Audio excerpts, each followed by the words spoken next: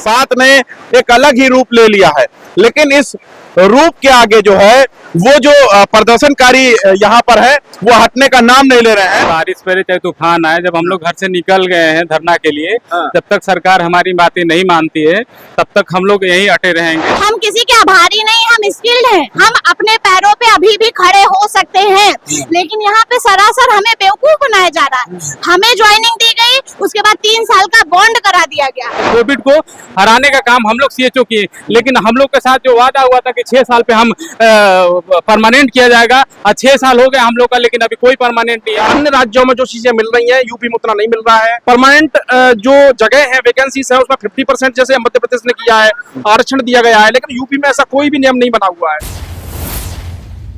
Community health officer जो हैं वो आज चौथे दिन हो चुका है लखनऊ के इको गार्डन में धरना प्रदर्शन कर रहे हैं, लेकिन अभी तक इनको ना तो कोई आश्वासन दिया गया और ना ही इनका कोई हाल चाल लेने के लिए अधिकारी यहाँ पर आए हैं। आप देख सकते हैं बरसात हो रही है और इस बरसात में जो है ये जो सीएचओ वाले हैं ये धरना प्रदर्शन अपना जारी रखे हुए हैं और इनका साफ कहना है कि जब तक हमारी मांग पूरी नहीं होती है तब तक हम यहाँ से नहीं जाने वाले हैं। सबसे बड़ी बात यह है कि बरसात हो रहे हैं और आप लोगों का अभी भी धरना जारी है, क्या कहेंगे? हम लोग यहाँ पे पिछले 4 दिनों से उपस्थित हैं और हमारी यही मांग है कि जो हमें गाइडलाइन में जब हमने ज्वाइन किया था उस समय हमें आश्वासन दिया गया था कि 6 साल का कार्य अगर हम लोग अपने सेंटर पर पूरा कर लेते हैं तो हमें as a permanent employ absorb कर लिया जाएगा। और हमारे जो प्रथम बैच है उसको 6 वर्ष कंप्लीट हो चुके हैं, लेकिन अभी भी सरकार का रुख नियमितीकरण की ओर कोई भी रुख नहीं है। तो इस चीज से हम बहुत ज्यादा हताश हैं और एक तरह से अन्य राज्यों में जो चीजें मिल रही हैं यूपी में उतना नहीं मिल रहा है। यूपी के अलावा सभी राज्यों में एनएचएम कर्मचारियों को या तो कोई नियमावली बना दी गई है 5 साल की, जिसमें कि उनको परमानेंट कर दिया जाता है, या प्रतिवर्ष के हिसाब से कुछ नंबरों का योगदान दिया गया है, या फिर परमानेंट जो जगह है, वैकेंसीज है, उसमें 50% जैसे मध्य प्रदेश ने किया है, आरक्षण दिया गया है, लेकिन यूपी में ऐसा कोई भी नियम नहीं बना हुआ है। तो हमारा यूपी क्या उन राज्यों से मतलब इतना गरीब है जो उन राज्यों की बराबरी नहीं कर पा रहा है ना?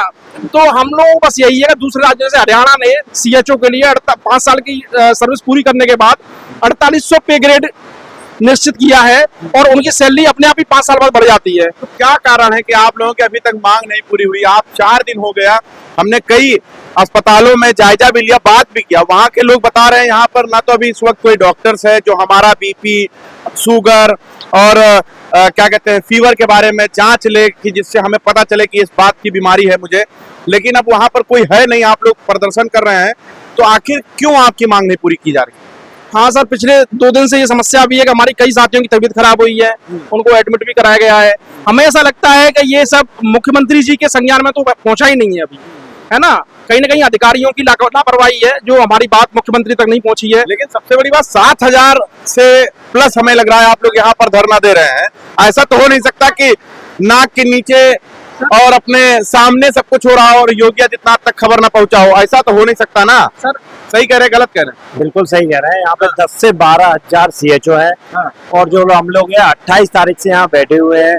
ये बात सही है कि मुख्यमंत्री जी के पास हमारी कोई न्यूज नहीं है, जो अधिकारी हैं वो ऊपर तक बात पहुंचा ही नहीं रहे हैं कि क्या समस्याएं हैं इनको, क्यों ये इतने बारिश में, आप देखते हैं कि कैसे बारिश में बैठे हुए हैं। लड़कियां अपने गर्ल्स जो है, महिलाएं अपने बच्चों को लेके, छोटे छोटे बच्चों को लेके तबीयत खराब हो जा रही है यहाँ पे। बारिश की अगर बात किया जाए, मैं आपसे बात करूंगा, लेकिन उससे पहले मैं दिखाना चाहता हूं कि आप इधर देख लीजिए, ये चारों तरफ लबालब जो है वो जो कम्युनिटी हेल्थ ऑफिसर्स हैं उनसे भरा हुआ इको गार्डन।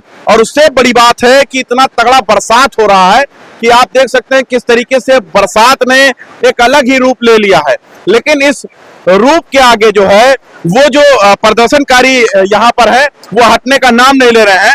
लेकिन इनका ये भी कहने का मतलब साफ है कि सरकार जो है इनकी कोई अभी तक ना सुनने वाला कोई आया है और ना ही इनकी बातों को कोई संज्ञान लिया गया है। आप देख सकते हैं यहाँ पर ज्यादातर तादाद में जो है महिलाएं हैं। क्या कहेंगे आप लोग? बताएं, बरसात में जो है प्रदर्शन कर रही है लेकिन कोई सुनने वाला नहीं आया अभी तक। ये हम लोग के साथ, अगर हम सही से कहें तो ये हम लोग के साथ सरासर धोखा हो रहा है। एक्चुअली जो हमारा ये सिलेक्शन हुआ है इसमें आयुष्मान आरोग्य मंदिर में, मैं आपको सही से बताऊं, हम लोग यहाँ बीएससी नर्सिंग जीएनएम करके हम स्किल्ड है, हम स्किल्ड, हमको यहाँ पे तैनात किया गया, लेकिन हमारी स्किल के हिसाब से हमको तैनात करने के बाद भी मान लीजिए कि उस तरह से ट्रीट नहीं किया जा रहा है। अगर हमारा जो पहला बैच है वो भी मान लीजिए हमारी मैक्सिमम एज 35 साल थी लेने की, 35 में भी लिया गया। 6 साल होने के बाद में हमारा जो सबसे पहला बैच है वो 41-42 साल का है मुश्किल से, यानी कि हम सभी जो 17,000 है हम सभी युवा शक्ति है यहाँ पर। हम किसी के आभारी नहीं, हम स्किल्ड हैं, हम अपने पैरों पे अभी भी खड़े हो सकते हैं, लेकिन यहाँ पे सरासर हमें बेवकूफ बनाया जा रहा है। हमें ज्वाइनिंग दी गई, उसके बाद 3 साल का बॉन्ड करा दिया गया, मतलब हमें बांध दिया गया। आप भैया सुनिए पूरी बात, हमें 3 साल के लिए बांध दिया गया, हमको अपाहिज कर रहे हैं ये लोग, हमें गांव में वहाँ फेंक दिया गया जहाँ पे कहाँ अपाहिज किया जा सकता है। वो तो योगी जी और मोदी जी बेटियों की बात कर रहे हैं। करने की कोशिश तो की जा रही है। आप 3 साल का बॉन्ड हमसे क्यों भरवा रहे हैं? हम दैनिक वेतन भोगी हैं, हम कोई लेबर हैं कि आप हमसे 3 साल का बॉन्ड करवाएंगे, उसके बाद हमसे काम करवाएंगे, फिर जब 3 साल का बॉन्ड पूरा हो जाएगा और हम कहीं जाने के लायक ना रहे तो हमको आप रोज धमकी देंगे कि अब आप ये नहीं करेंगे तो हम आपकी संविदा समाप्त कर देंगे, आप ये नहीं करेंगे तो हम आपकी संविदा समाप्त कर देंगे। जब हमारी गाइडलाइन में है कि 3 साल 5 साल कंप्लीट करने के बाद आपको हम परमानेंट करेंगे। अच्छा, सबसे बड़ी बात यह है कोविड-19 का जब दौर गुजर रहा था उस वक्त भी आप लोग कहाँ पर थी? हम लोग फील्ड पर थे, घर जाके सर्वे हमने कोविड में किया है। उसके बाद वैक्सीनेशन आया, वैक्सीनेशन में हमने फ्रंट लाइन में हम थे, हमने सारी फीटिंग की, सारा कितना कोविड का जितना सारा डाटा है, जितना मिल रहा है इनका सारा ऐप में, वो सब हम लोग ने किया। वैक्सीनेशन किया, घर जाके मरीजों को ढूंढा, उनको आइसोलेट किया, सारा।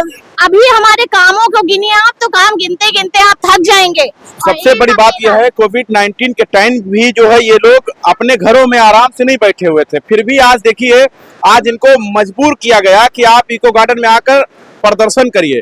सबसे बड़ी बात यह है कि बताइए, आप लोगों से काम लिया गया, वादा किया गया, और उसके बाद में हमने एक चीज और जानने की कोशिश किया कि आपके नीचे जो है कम से कम 7 लोगों की टीम जो है वो तैनात की गई थी, जिनसे आप काम ले रहे थे, और फिर भी आपको कम सैलरी में जो है सीमित कर दिया गया। सबसे पहले तो आपको बता दूं कि बारिश पड़े चाहे तूफान आए, जब हम लोग घर से निकल गए हैं धरना के लिए, जब तक सरकार हमारी बातें नहीं मानती है तब तक हम लोग यहीं अटे रहेंगे। मतलब इस बरसात से भी आपको कुछ फर्क नहीं पड़ा? बरसात आए, तूफान आए, पत्थर पड़े, जब घर से हम लोग निकल गए हैं तो हम लोग यहाँ डटे रहेंगे, उसकी कोई टेंशन नहीं है। बस हमारी मांगों को सबसे पहला मांग है हम लोग का नियमितीकरण है का। और आप बात कर रहे हैं कोविड का, तो कोविड में सबसे बढ़ चढ़ के हम लोगों ने हिस्सा लिया है। हम लोग एक CHO community health officer OPD करने का मतलब हम लोग राइट से अपना रिक्रूटमेंट हुआ था, लेकिन मैंने लैब का जांच से सैंपल का जितने भी हमारे एरिया में 10 पे हम लोग काम कर रहे हैं, लैब का जांच से लेके, टीकाकरण से लेके, वैक्सीनेशन से लेके, वेरीफाई करना से लेके सब कार्य हम लोग दिन रात काम किए। उससे भी जरूरत पड़ा तो हम लोग L1 L2 हॉस्पिटल में बना के फिर हम लोग को टीम बना के भेजा गया। हम लोग हर एक काम को कोविड को हराने का काम हम लोग CHO किए, लेकिन हम लोग के साथ जो वादा हुआ था कि 6 साल पे हम परमानेंट किया जाएगा, 6 साल हो गए हम लोग का, लेकिन अभी कोई परमानेंट नहीं। क्या कारण लग रहा है आपको कि आपको बिल्कुल दरकिनार कर दिया गया? क्या कारण इसके पीछे? कारण कुछ नहीं है, सरकार की मंशा इस पे नहीं बन रही है। सेंट्रल गवर्नमेंट से नोटिस भी आ गई है कि रेगुलर कर्मचारी है, 6 साल के बाद इनको परमानेंट किया जाएगा, लेकिन आज तक अभी स्टेट की सरकार चुप बैठी है। इस पे इनको जल्द से जल्द हम लोग को परमानेंट करने की प्रक्रिया चालू करनी चाहिए। यहाँ पर प्रदर्शन की अगर बात किया जाए तो अभी भी इन लोगों का जारी है, बरसात और तूफान इन्हें रोक नहीं सकता है। इनका साफ कहना है कि हमारे हौसले जो है इससे कमजोर नहीं होने वाले हैं, और सरकार को इनको लेकर कोई ना कोई बड़ा कदम उठाना ही पड़ेगा, तब जाकर यहाँ से ये हटने वाले हैं, वरना इसी तरीके से इनका जो प्रदर्शन है, धरना जो है वो जारी रहेगा। आपको क्या लगता है? कमेंट बॉक्स में जरूर बताना। देखते हैं 24 तक न्यूज़।